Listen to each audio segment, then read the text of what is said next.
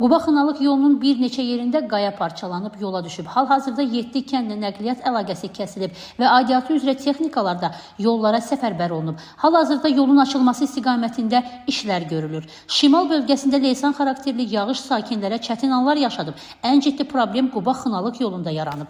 Bildiğiniz gibi ülke arazisinde hüküm süren güçlü leysan yağışlarının neticesinde Quba-İspi-Xınalıq avtomobil yolunun 29. kilometreden 32. kilometre olan mesafe nəqliyyat vasitələri üçün hərəkətini tam məhdudlaşdırmışdır. Ancaq buna baxmayaraq Azərbaycan Avtomobil Yolları Dövlət Agentliyinin 5 nömrəli yol istismar idarəsinin texnikası və canlı qüvvəsi hal-hazırda həmin ərazidə yaranmış nəqliyyat vasitələrinin hərəkətini təmin etməkdən ötürü ərazidə sel sulardan qalan fəsadları aradan götürmesiyle məşğuldur. Hal-hazırda 32. kilometre kimi nəqliyyat vasitələrinin hərəkəti bərpa olunsa da Xınalıq istiqamətində də qismən nəqliyyatın hərəkəti bərpa olunur.